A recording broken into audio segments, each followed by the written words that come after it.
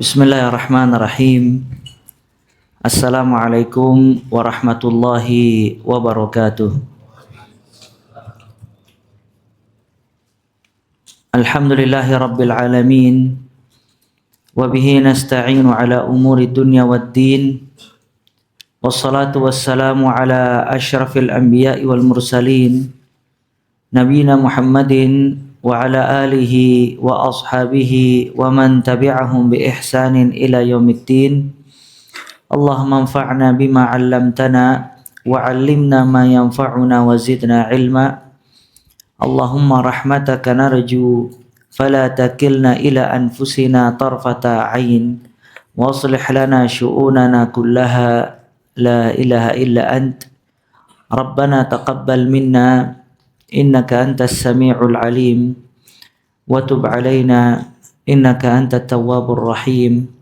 Allahumma ij'al a'malana kullaha salihah waj'alha liwajhika khalisa wa la taj'al li ahadin fihi syai'a. Rabbi shrah li sadri wa yassir li amri wahlul 'uqdatam min lisani yafqahu qawli thumma amma ba'd. Fa ya ayyuhal ikhwah rahimani wa rahimakumullahu jami'an.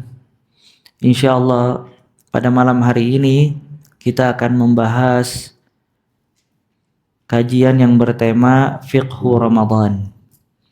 Maksudnya kita mempelajari amalan-amalan yang dikerjakan selama di bulan Ramadan. Di bulan Ramadan Allah Ta'ala mewajibkan kepada hamba-hambanya puasa. Kemudian juga ada salatut tarawih yang dikerjakan di setiap malam oleh kaum muslimin. Kemudian juga ada zakat, baik zakat mal yang biasa dikeluarkan oleh seseorang pada bulan Ramadan atau zakat fitrah yang dikeluarkan di akhir bulan Ramadan dan dibagikan di awal bulan Syawal. Namun tidak semuanya bisa kita bahas karena keterbatasan waktu.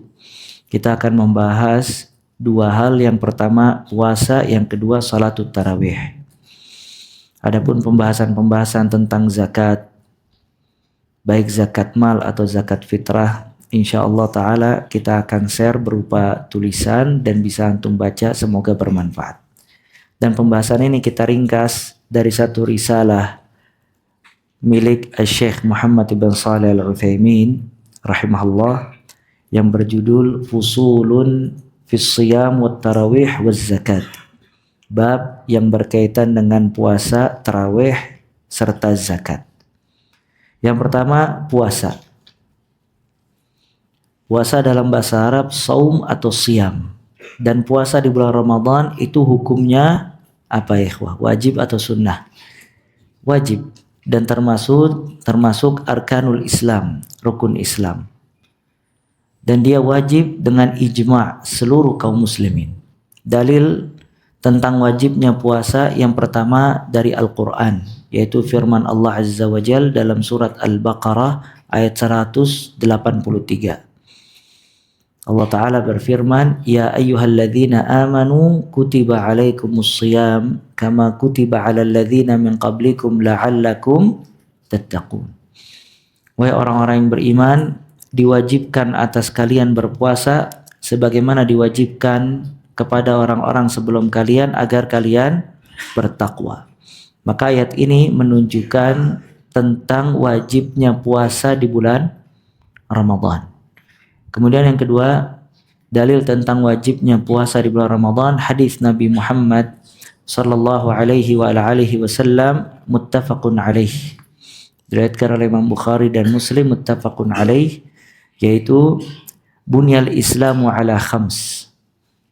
Syahadatu an la ilaha illallah wa anna Muhammadar Rasulullah wa iqamus salah wa ita'uz zakah wa hajjul bait wa shaumu Ramadan. Islam dibangun di atas 5 perkara. Yang pertama 2 kalimat syahadat. Syahadat an la ilaha illallah, tiada Tuhan yang berhak disembah melainkan Allah Azza wa Jal. Yang kedua, syahadat anna Muhammadan abduhu wa rasuluh. Persaksian bahwasanya Muhammad hamba Allah dan juga Rasulnya. Kemudian yang kedua mendirikan salat, yang ketiga menunaikan zakat, yang keempat hajjul bait, haji ke rumah Allah Ka'bah, dan yang kelima puasa di bulan Ramadan. Dalam riwayat lain didahulukan puasa di bulan Ramadan dan haji ke Baitullahil Haram. Dan seluruh kaum muslimin ijma' sepakat tentang wajibnya puasa di bulan Ramadan. Maka yang mengingkari kewajiban puasa di bulan Ramadan dia murtad kafir. Ya, berbeda orang yang meyakini kewajiban puasa tapi dia meninggalkan puasa, maka dia asi, bermaksiat kepada Allah, fasik.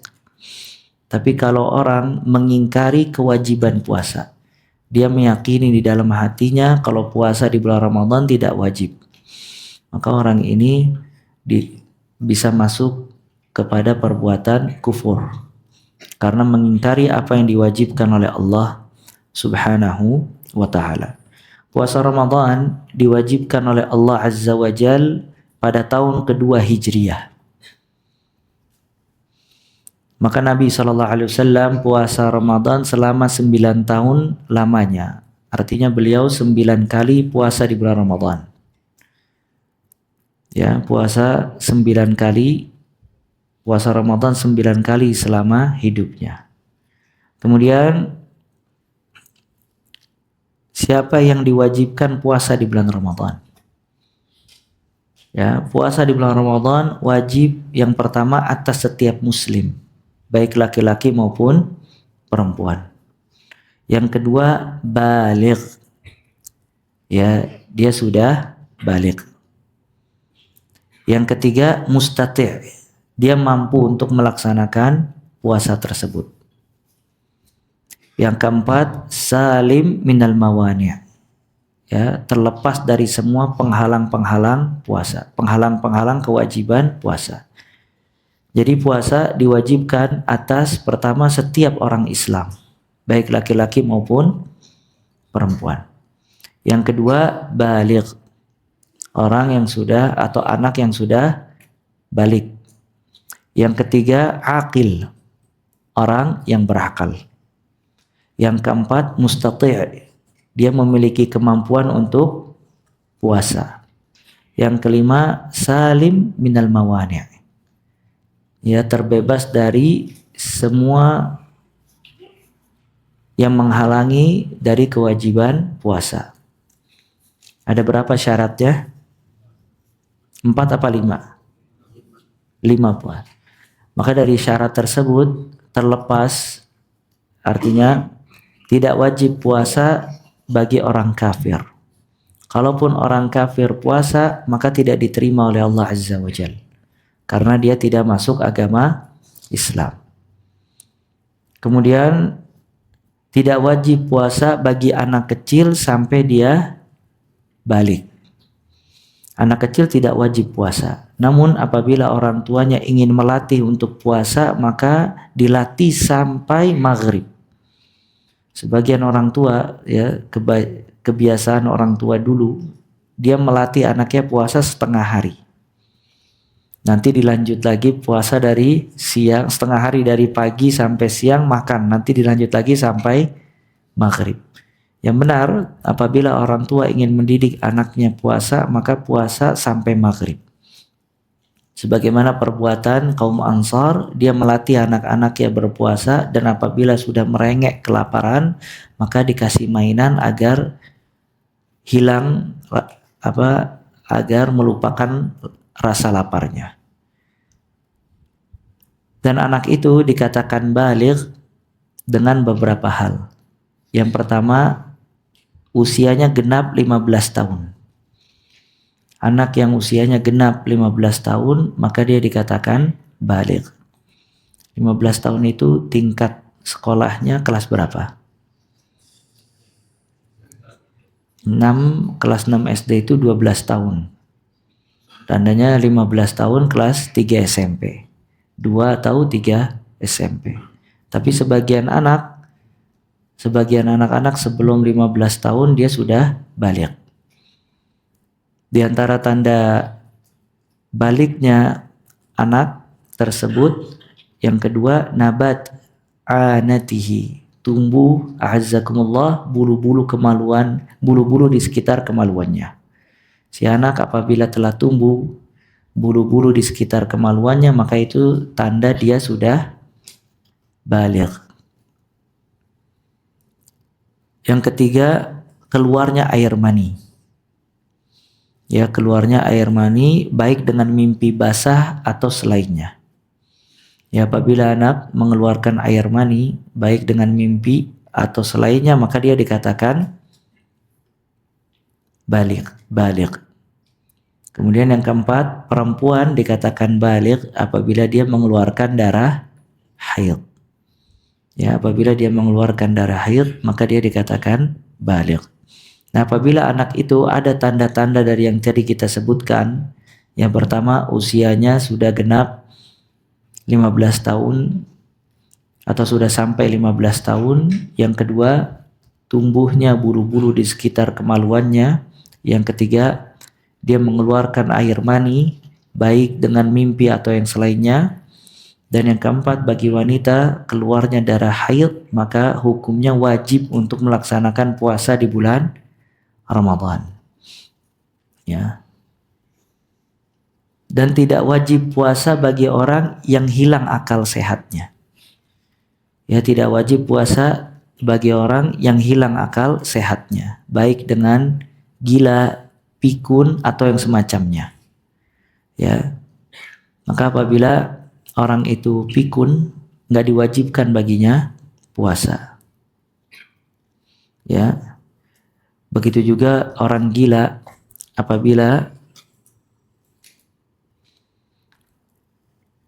dia gila maka tidak diwajibkan atasnya puasa. Berbeda ya dengan orang yang tua. Ya, orang yang tua tapi tidak bisa melaksanakan puasa karena usianya yang sudah tua, ya, maka dia tidak puasa karena ketidakmampuan. Begitu juga orang yang terkena penyakit besar kronis yang dia dilarang untuk berpuasa, maka dia juga tidak berpuasa. Kemudian poin selanjutnya, hikmah dan fawaid puasa.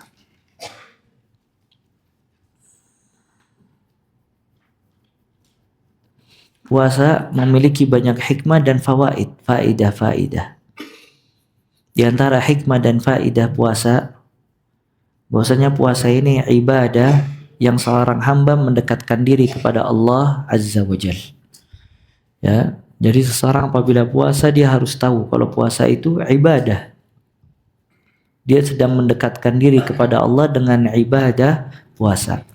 Pada pertemuan lalu kita bahas hadis Jabir ibn Abdullah radhiyallahu taala an. Beliau berkata, "Idza kana yaumu shaumika atau yaumu siyamika falyasum sam'uk wa basaruk wa lisanuk wada' adzal khadim." Apabila engkau berada di hari puasa, maka puasa juga pendengaran kamu, puasa juga telinga kamu, puasa juga lisan kamu, dan puasa dari mengganggu manusia. Di sini menunjukkan kalau puasa merupakan ibadah seorang hamba mendekatkan diri kepada Allah Subhanahu wa ta'ala. Karena dia meninggalkan semua hal yang dia sukai karena Allah. Dia meninggalkan makan, dia meninggalkan minum, dia meninggalkan jima, bersetubuh dengan istrinya. Itu semua dia tinggalkan karena Allah Azza wa Jal dengan mengharap pahala di sisi Allah Subhanahu wa ta'ala. Di antara hikmah dan faidah puasa, puasa itu sebab untuk meraih ketakwaan. Sebab untuk meraih ketakwaan.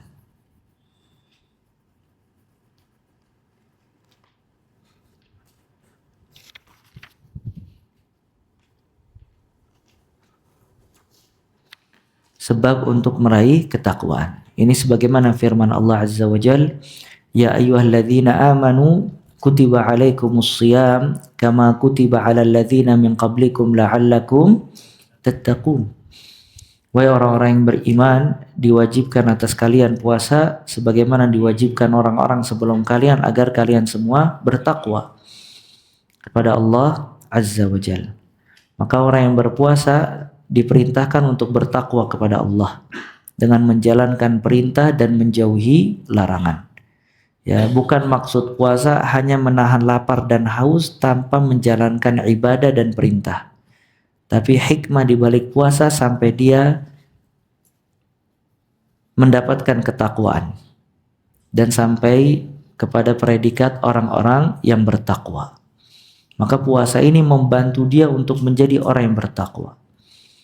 Karena apabila dia tidak makan dan minum, maka sedikitnya makan dan minum itu menjauhkan dari syahwat. Maka disebutkan di dalam athar, dayiqu majariya syaitan bis-shaum. Sempitkanlah tempat jalan syaitan dengan puasa. Dan sebagian salaf berkata, fa inna ma'siyatallahi qarib minasyab'an ba'id anil jaw'an. Maksiat itu dekat kepada orang-orang yang kenyang dan jauh dari orang-orang yang lapar. Nah, sepatutnya orang kalau puasa itu motivasi terbesar dia bisa beribadah. Ya, karena rasa lapar itu menjauhkan dia dari maksiat dan syahwat. Ya, sedangkan orang yang makan hingga kenyang itu dekat dengan syahwat serta maksiat.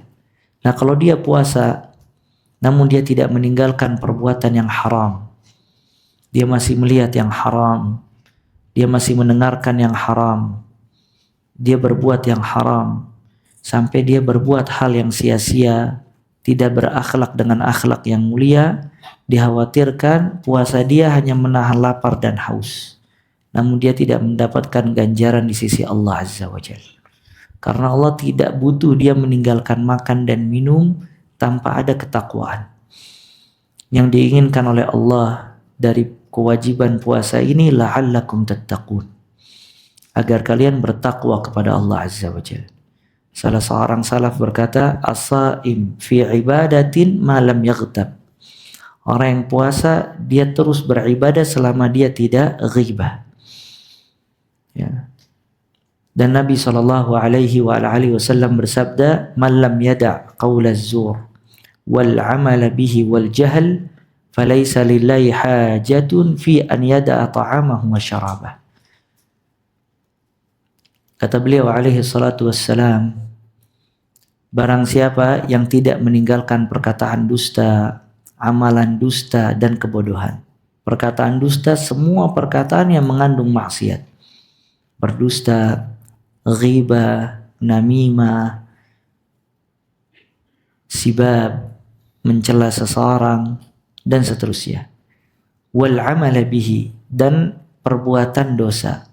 Perbuatan dosa ya seperti permusuhan, orang yang jual beli di dalamnya ada tipu menipu, berbuat curang, atau mendengarkan musik, menonton yang haram, dan seterusnya. Wal jahl, dan perbuatan bodoh. Perbuatan bodoh artinya dia tidak menjaga akhlak dan sikapnya ketika puasa.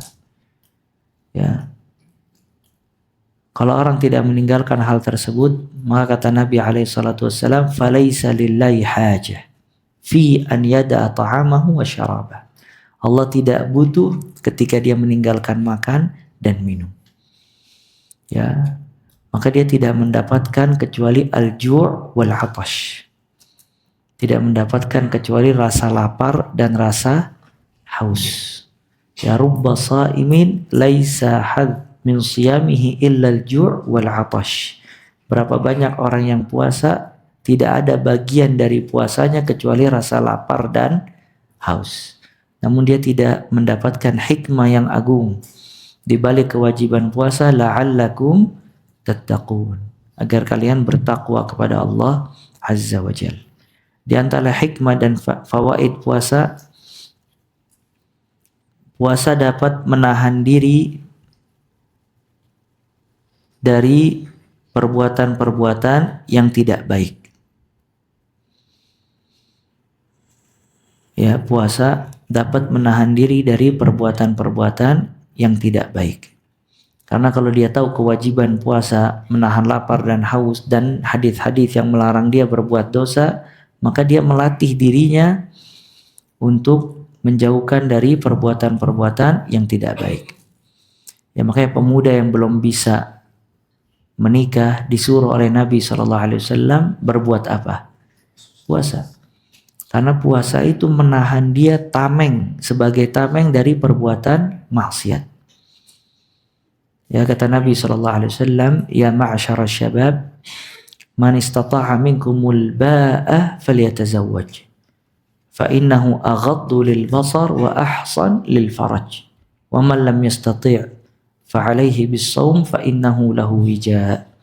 Wahai para pemuda, barang siapa di antara kalian yang mampu untuk menikah, maka menikahlah. Karena menikah itu lebih menjaga pandangan dan menjaga kemaluan. Wa man lam yastati', barang siapa yang belum mampu untuk menikah, fa alaihi bis shaum, maka dia kerjakanlah puasa, karena puasa ini sebagai tameng untuk dirinya. Ya, maka pemuda apabila puasa itu tameng, menjauhkan dia dari hal-hal dosa dan maksiat, ya, serta melatih dirinya dari semua perbuatan bodoh atau yang tidak layak. Ya, di antara hikmah dan faedah puasa, ya, di dalam puasa ada manfaat kesehatan. Ya, di dalam puasa ada manfaat kesehatan. Dan ibadah ini banyak kesehatannya. Ya. Cuman seseorang tidak boleh meniatkan di dalam ibadah hanya untuk sehat semata. Sebagian orang dia niat puasa untuk diet. Nggak boleh. Ya, dia puasa ibadah, harus diniatkan ibadah. Namun kesehatan yang ada di dalam manfaat puasa tadi dia mendapatkan secara otomatis. Ya. Nggak boleh dia niatkan utamanya untuk sehat, tapi dia niatkan ibadah mengharapkan pahala di sisi Allah Azza wa Jalla. Karena perut ini dia butuh waktu istirahat, dan manusia kalau banyak makan, organ tubuhnya tidak ada istirahat. Di malam hari dia bekerja mengelola makanan yang dimakan oleh manusia sebelum tidur, ya, dan di pagi hari ketika manusia bangun, kembali makan, kembali bekerja. Jadi organ di dalam tubuh pagi hari bekerja, di malam hari bekerja. Kapan dia istirahat? Kalau dia puasa. Maka puasa ini banyak kebaikan dan kesehatan di dalamnya. Ya. Makanya Ibnu Rajab rahimahullah, beliau memasukkan satu hadis di dalam kitab Jami'ul Ulum wal Hikam, Syarah Al-Arba'in An-Nawawiyah, ditambahkan nama dia hadis, yaitu sabda Nabi SAW, ma mala'a ibnu Adam wi'aan syarran min batni wa in kana la mahala fa thuluth li ta'amihi wa thuluth li syarabihi wa thuluth li nafasihi. Tidak ada bagian yang paling buruk diisi oleh anak Adam melainkan perutnya. Jadi perut ini bagian yang paling buruk diisi oleh anak Adam.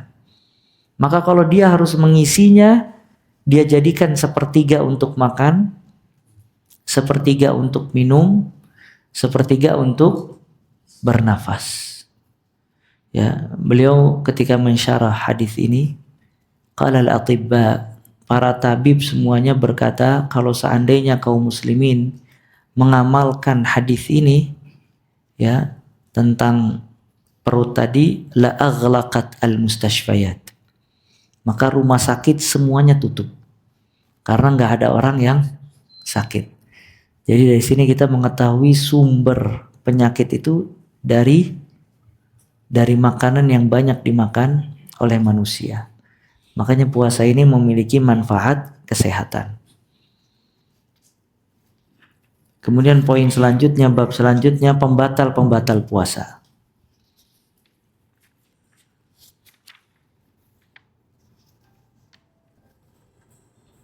Pembatal-pembatal puasa.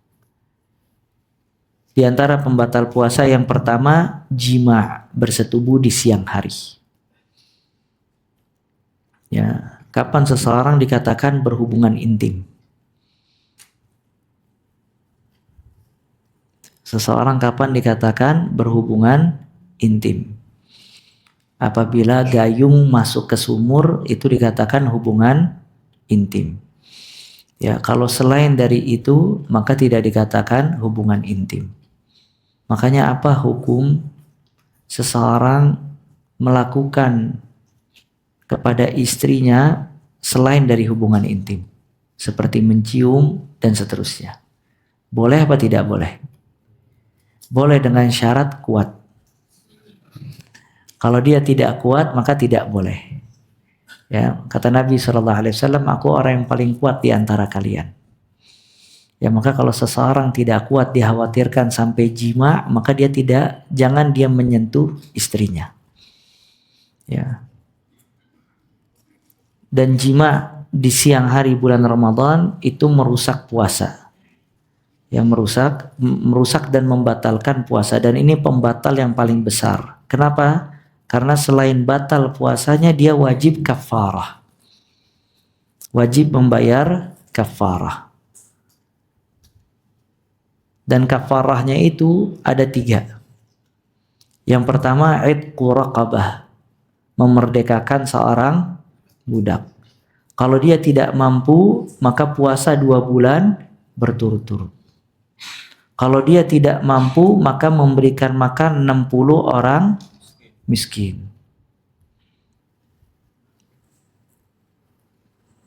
Ya. Yang pertama idqu raqabah, memerdekakan budak. Kalau tidak mampu dia puasa 2 bulan berturut-turut. Kalau tidak mampu maka dia memberikan makan kepada orang miskin 60, dia memberikan makan 60 orang miskin. Ya. Nah, sekarang kalau ada pertanyaan, musafir, dia safar bersama istrinya, kemudian dia batal karena sebab apa? Safar. Pertanyaannya, dia boleh berhubungan intim atau tidak dengan istrinya di siang hari karena dia sudah batal? Boleh apa nggak boleh? Ada kafar. Kalau dia tidak masuk kewajiban puasa seperti musafir, ya,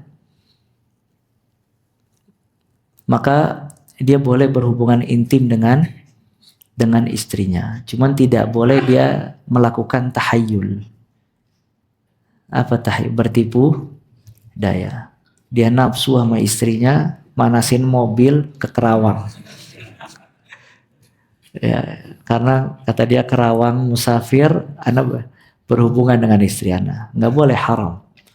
Dan perbuatan itu dosanya lebih besar.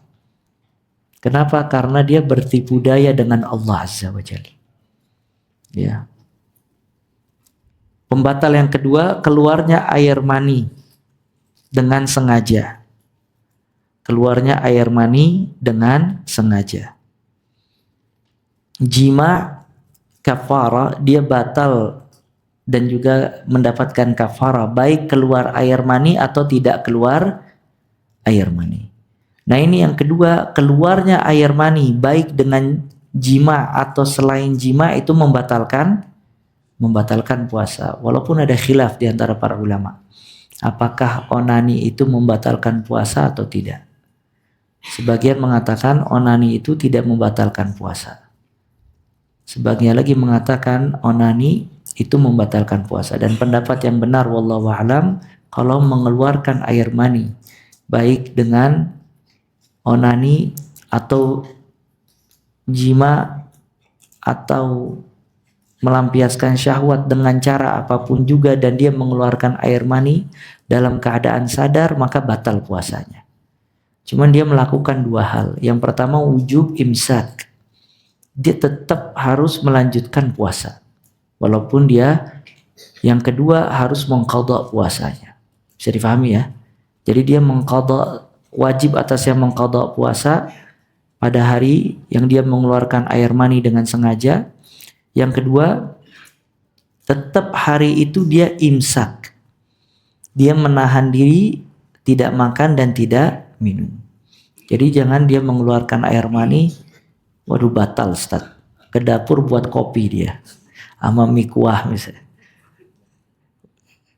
kadung, ya udah batal. Enggak, tetap wajib imsak. Wajib menahan diri dari makan dan minum, melanjutkan puasa. Yang ketiga, di antara pembatal puasa makan dan minum. Makan dan minum membatalkan puasa. Semua yang masuk makanan dan minuman lewat tenggorokan ke perut atau ke hidung, apapun makanannya dan minumannya, maka dia batal puasanya. Ya, dia batal puasa. Begitu juga infus. Infus dia pengganti makan dan minum. Kalau seseorang diinfus atau suntik vitamin yang menambah tenaga, itu semua membatalkan puasa. Ya. Kemudian sini Ibn Utsaimin mengatakan wala yajuz lis-shaim ayastanshiq dukhanal bukhur bihaitsu yasilu ila jawfihi li'anna ad-dukhan jaram wa amma syammu rawaih at-thayyibah fala ba'sa bihi. Dan tidak boleh bagi seorang yang puasa dia menghirup bau bukhur. Apa bukhur? Bukhur itu gaharu. Antum tahu gaharu yang dibakar tuh asapnya? Nah itu nggak boleh dia hirup. Ya, karena asapnya itu bisa masuk ke tenggorokannya. Dari sini juga tidak boleh seseorang itu ngerokok di siang hari. Ngerokok itu haram, baik di malam hari atau di siang hari. Ya, cuman di siang hari apabila dia ngerokok membatalkan puasa. Adapun dia mencium minyak wangi, bau minyak wangi itu nggak jadi masalah, karena baunya minyak wangi tidak ada asap bukhur. Ya, tidak ada asap. Kemudian yang keempat, di antara perkara yang membatalkan puasa yang semakna dengan makan dan minum. Yang serupa dengan makan dan minum. Itu tadi kita jelaskan. Seperti infus, suntik gizi atau vitamin, ya, dan yang semacamnya.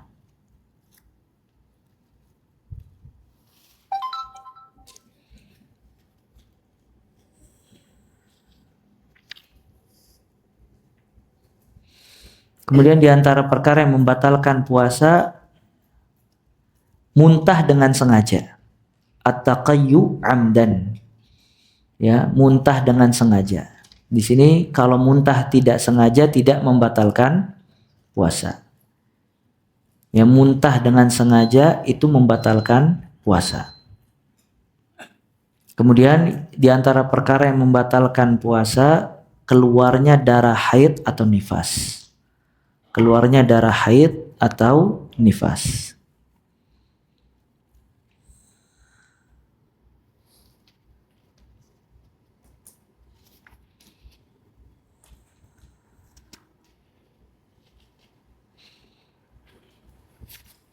Dan itu semua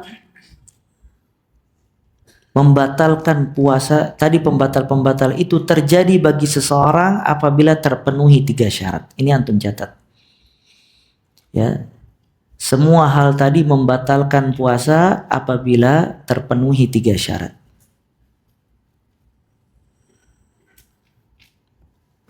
Yang pertama, dia mengetahui hukum pembatal tadi dan juga waktunya. Ya, dia mengetahui hukum pembatal tadi dan juga waktunya. Artinya dia sadar, ya, hukum makan batal atau pakai infus batal dan waktunya di siang hari. Kalau dia tahu maka batal puasanya. Cuman kalau dia tidak tahu kalau infus itu membatalkan puasa, maka ketidaktahuannya itu menggugurkan pembatal tadi. Bisa difahami ya? Yang kedua, ayyakuna dzakiran. Dia dalam keadaan sadar. Bukan lupa. Yang ketiga, ayyakuna mukhtaran. Dia melakukan hal tersebut karena keinginannya dari diri sendiri. Karena keinginannya. Bukan dipaksa oleh orang lain. Karena keinginannya bukan dipaksa oleh orang lain. Bisa dipahami ini ya. Jadi kalau misalnya dia makan, dia tahu hukum makan membatal puasa, dan dia makan dalam keadaan sadar dan karena keinginannya sendiri, maka itu membatalkan puasa. Atau mungkin kalau makan semua orang tahu. Misalnya tadi muntah dengan sengaja. Kalau dia muntah dengan sengaja, dia mengetahui kalau hukum muntah dengan sengaja membatalkan puasa, dan dia sadar ketika memuntahkan dengan sengaja tadi, dan itu karena keinginannya sendiri, maka puasa itu menjadi batal. Namun kalau dia tidak tahu kalau muntah dengan sengaja itu membatalkan puasa, atau ketika itu dia lupa kalau muntah dengan sengaja itu membatalkan puasa, atau dia dipaksa oleh orang lain untuk muntah, kalau enggak orang itu akan memudaratkan dia, maka ini mawani, penghalang-penghalang dari pembatal puasa. Dia tetap melanjutkan puasa. Maka dari syarat ini, seseorang apabila makan dan minum tidak sengaja, batal apa tidak batal? Tidak batal. Ya, kalau dia makan dan minum tidak sengaja. Ya, karena hadis Nabi Muhammad sallallahu alaihi wasallam, "Man nasiya wa huwa shaimun fa'akala aw syariba falyutimma saumahu fa innama at'amahu Allah wa saqah." Barang siapa yang lupa dan dia sedang puasa, kemudian dia makan dan minum, maka lanjutkanlah puasanya, karena sesungguhnya dia diberi makan oleh Allah dan juga diberi minum. Ya, jadi dia teruskan. Ada nggak kira-kira orang puasa pagi ngopi sarapan, siang makan siang, sore ngopi lagi, pas maghrib baru ingat, oh ternyata anak puasa. Ya. Nah sekarang kalau antum lihat ada orang puasa, antum tahu dia puasa, terus dia makan dan minum, antum tegur atau tidak? Karena kan di sini disebutkan sesungguhnya dia dikasih makan oleh Allah dan dikasih minum. Antum tegur apa enggak? Atau antum diamkan? Biarin dia lagi dikasih makan sama Allah. Sampai selesai. Atau bagi dua lagi. ya tetap ditegur. Ya, karena dia dalam keadaan lupa. Ya. Nah sekarang kemudian kalau ada pertanyaan, ibu-ibu yang masak di dapur boleh mencicipi makanan atau tidak? Boleh dengan syarat. Apa syaratnya? Enggak ditelan. Ya, dia masak sayur asem setengah panci habis. Kenapa? Tadi saya rasain dulu. Ya. Nah itu cukup di lidah. Ya kalau misalnya memang sudah dia tahu rasanya cukup, kemudian dia muntahkan, itu boleh. Karena tadi pembatal puasa makan, dan seseorang tidak dikatakan makan dan minum kecuali memasukkan makanan dan minuman tadi ke tenggorokannya. Ya makanya orang yang puasa itu jangan bersungguh-sungguh di dalam istinsyak, memasukkan air ke hidung ketika berwudu. Ya, kata Nabi SAW, wa baligh fil istinsyak illa an takuna sha'ima. Bersungguh-sungguhlah kalian di dalam istinsyak kecuali kalian dalam keadaan puasa, karena dikhawatirkan hidung itu sarana ke tenggorokan, masuk ke tenggorokan. Kemudian dibolehkan bagi orang puasa untuk sikat gigi atau bersiwak, dengan syarat odolnya nggak dimakan. Ya, bersikat gigi boleh. Kemudian dibolehkan bagi orang puasa untuk membasahi kepalanya dengan air apabila keadaan sangat panas. Dan itu perbuatan Nabi Muhammad SAW. Disebutkan di dalam hadis diriwayatkan Abu Dawud, fa inna nabiyya sallallahu alaihi wasallam kana yasubbu al-ma' ala ra'si wa huwa sha'im min al-'atash.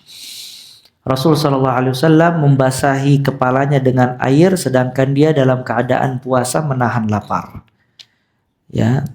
Dan Ibnu Umar radhiyallahu taala anhuma membasahi bajunya kemudian menaruhnya di badannya dalam keadaan puasa. Dan ini keringanan yang Allah berikan. Jadi boleh antum mandi segar atau membasahi kepala dengan air, boleh. Ya. Kemudian yang terakhir, mungkin kita buka nanti tanya jawab lewat kertas sebelum sholat Isya tentang salatut tarawih. Di sini ada beberapa poin yang ingin kita jelaskan berkaitan dengan salat tarawih. Salatul tarawih itu qiyamul lail jamaah fi Ramadan.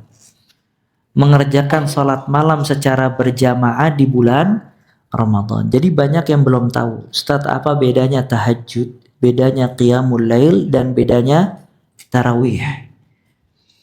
Tarawih, qiyamul lail, dan tahajud itu sama.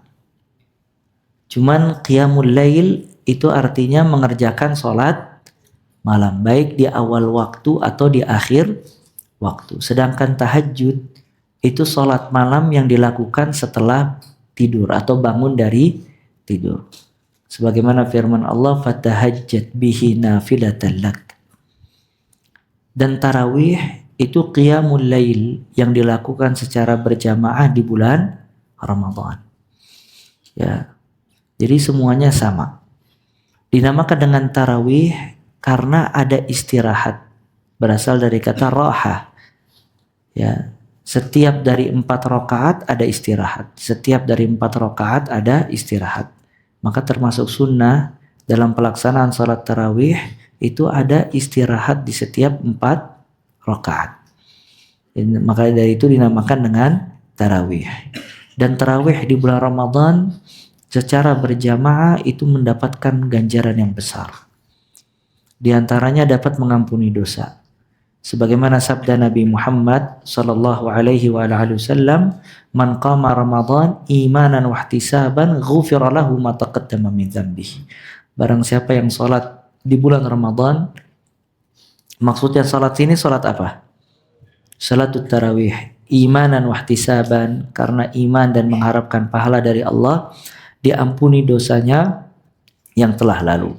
Dan disebutkan dalam Sahih Bukhari dari Aisyah radhiyallahu taala anha bahwasanya Nabi Muhammad sallallahu alaihi wasallam beliau salat tarawih di masjid bersama manusia beberapa malam. Ya, kemudian ketika malam ketiga, malam keempat, Nabi sallallahu alaihi wasallam tidak keluar dari rumahnya, salat sendiri. Maksudnya salat di rumah, tidak berjamaah lagi di masjid. Maka di pagi harinya Nabi SAW menyebutkan sebabnya.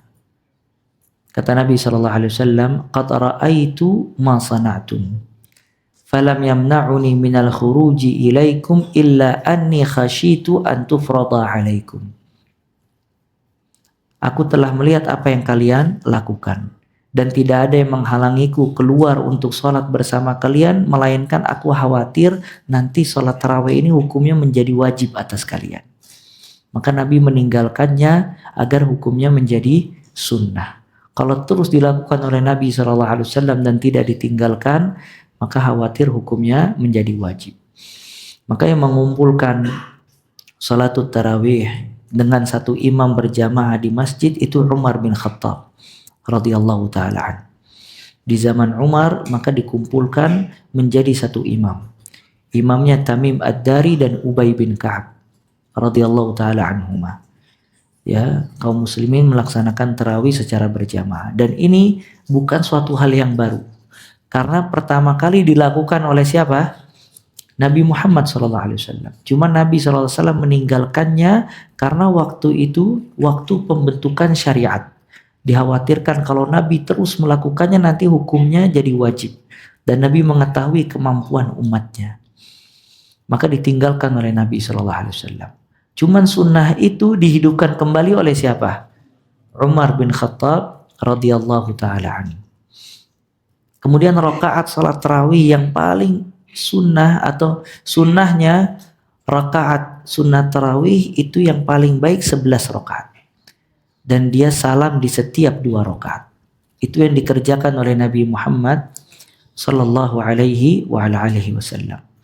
11 rakaat dia salam di setiap 2 rakaat. Jadi 2 rakaat, 2 rakaat, 2 rakaat terus ditutup 1 rakaat. Ini sebagaimana perkataan Aisyah radhiyallahu taala anha yang disebutkan di dalam riwayat Bukhari dan Muslim. Kata beliau radhiyallahu taala anha, Aisyah radhiyallahu taala anha ditanya bagaimana salat Nabi sallallahu alaihi wasallam di bulan Ramadan. Maka beliau radhiyallahu taala anha menjawab, "Ma kana yazidu fi Ramadan wala fi ghairihi ala 11 raka'ah." Nabi SAW tidak menambah baik di Ramadan atau di luar Ramadan dari 11 rakaat. Muttafaqun alaih. Dan di sini Ibn Utsaimin ya menyebutkan tentang riwayat Umar bin Khattab yang mengumpulkan manusia dengan Imam Ubay bin Ka'ab dan Tamim Ad-Dari dan dilaksanakan dengan 11 rakaat. Ya, kemudian bagaimana melaksanakan sholat tarawih 23 rakaat? Boleh apa tidak boleh? Hah? Hukum melaksanakan sholat tarawih 23 rakaat. Boleh apa tidak boleh? Masjidil Haram berapa rakaat? Masjidil Haram yaitu dibagi 2 sesi. Jadi itu sholat yang pertama sama sholat yang kedua kalau di 10 terakhir itu masih ada kaitannya. Ya, sholat lebih dari 11 rakaat itu boleh, fala haraj. Bagaimana uraiannya? Sebagian ulama menyebutkan karena dibedakan antara qiyamul lail dengan witir. Yang boleh lebih dari 11 itu qiyamul lail. Sedangkan witir itu tidak boleh lebih dari 11 rakaat. Witir itu sedikitnya berapa? 1 rakaat. Paling banyaknya 11 rakaat. Maka itu witir. Sedangkan qiyamul lail itu boleh ya lebih dari 11 rakaat tadi. Karena ada perbedaan antara qiyamul lail dengan witir. Yang pertama qiyamul lail itu tidak ada batas. Sedangkan witir dibatasi yaitu 11 rakaat. Yang kedua qiyamul lail itu dilaksanakan waktunya dari ba'da maghrib sampai sebelum subuh. Sedangkan witir itu dilakukan dari ba'da isya sampai sebelum subuh. Maka dari sini ada perbedaan, dibedakan oleh para ulama antara qiyamul lail dengan witir. Dan ini diuraikan oleh para ulama, ya dijelaskan juga di kitab-kitab fikih. Nah, maka sholat malam itu masuk di dalam hadis Nabi Muhammad SAW, salatul lail masna masna, fa in khasya ahadukumus subuh falyutir biwahidah. Salat malam itu 2 rakaat, 2 rakaat. Nggak dibatasi 2 rakaat, 2 rakaat, 2 rakaat, 2 rakaat, 2 rakaat. Kalau salah seorang di antara kalian takut subuh, maka salatlah 1 rakaat. Maksudnya salat 1 rakaat tutup dengan witir. Nah, hadis ini membedakan antara salat malam dengan witir. Nabi pertama kali potongan pertama menjelaskan salat malam. Salatul lail masna masna. Nah, kalau takut subuh falyutir, atau ya dia tutup witir 1 rakaat. Bisa dipahami ya? 1 rakaat. Nah, jadi sholat malam itu boleh lebih dari 11. Yang tidak boleh itu witir. Nah, maka dari uraian ini menunjukkan kalau sholat 23 rakaat itu boleh. Ya. Maka di sini Ibn Utsaimin mengatakan wa in zada ala 11 rak'ah fal haraj. Kalau lebih dari 11 rakaat itu boleh. Dari hadis tadi dan uraian tadi. Dan juga sebagian salaf mengamalkan firman Allah Azza wa Jal, kanu qalilan minal laili ma yahja'un. Di antara ciri penghuni surga, mereka sedikit tidur di malam hari. Sebagian salaf mengatakan mereka antara maghrib dan isya sholat 2 rakaat, 2 rakaat, 2 rakaat, 2 rakaat sampai dari maghrib sampai isya. Sholat apa itu? Qiyamul lail, karena qiyamul lail waktunya dari kapan? Dari ba'da maghrib. Sedangkan witir dari ba'da isya. Nah, dari sini kita keluar dari polemik yang ada di masyarakat. Sebagian orang sholat di masjid itu melaksanakan 23 rakaat. Cuman pas 8 rakaat hampir setengah shaf hilang. Mundur ke belakang witir, sisa sedikit ya. Nah ini yang paling terbaik. Seseorang apabila ingin sholat 11 rakaat, dia cari masjid yang memang mengerjakan 11 rakaat. Karena ada keutamaan sholat bersama imam sampai selesai. Jangan dia putus. Karena kalau dia putus di pertengahan sholat tadi, yang pertama dia tidak mendapatkan fadilah, keutamaan sholat bersama imam sampai selesai. Yang kedua, akhirnya menjadi polemik di masyarakat. Memisahkan diri dari masyarakat tadi. Maka orang bertanya-tanya kenapa antum tidak selesai dan yang lainnya. Yang kedua, kalau ada yang ingin melaksanakan sholat 23 rakaat, tetap dia harus sholat dalam keadaan tenang dan khusyuk. Jangan sampai dia mengharuskan dirinya sholat 23 rakaat karena jumlah yang banyak ini jadi beban. Akhirnya dia sholat ya dengan cepat, ekspres, ya, karena ngejar jumlah rakaat yang panjang tadi. Ini juga tidak boleh. Ya, jadi kalau misalnya memang pengen sholat 23 rakaat, dia sholat dengan ta'anni, dengan penuh ketenangan, kekhusyuan. Kalau emang dia tidak mampu sholat 23 rakaat, dia ambil yang 11 rakaat. Ya, karena justru 11 rakaat ini sesuai dengan petunjuk Nabi Muhammad SAW. Nah, makanya manusia ini subhanallah, yang menyebabkan mereka itu sulit di dalam ibadah ta'assub. Apa ta'assub? Fanatik.